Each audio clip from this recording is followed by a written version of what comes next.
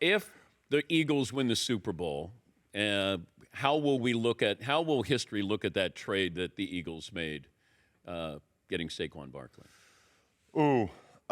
They will call it one of the best free agent signings of all time. Yeah, they'll call it one of the best free agent signings of all time, and it'll just make it look even uglier for the Giants. I mean, we talked about a little bit about McNabb and Bledsoe in division. Not only was Saquon in division, we have it on tape.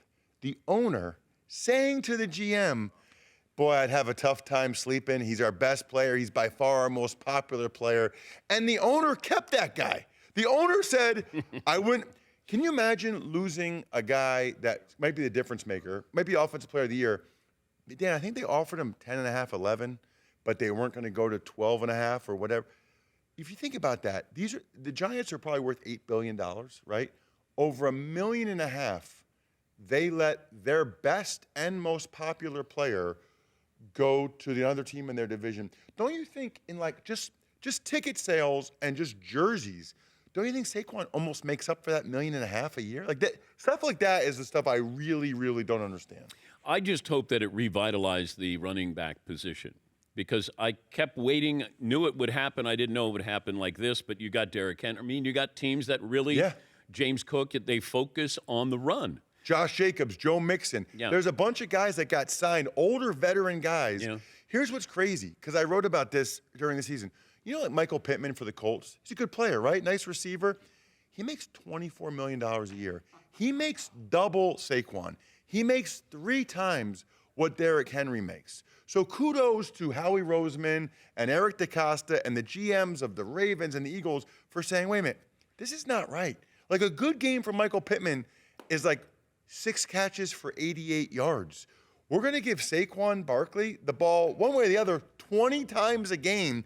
And I think they also correctly figured out, you know, Saquon, if you get him to the second level and he gets that speed going, look out. The Giants just could rarely do it.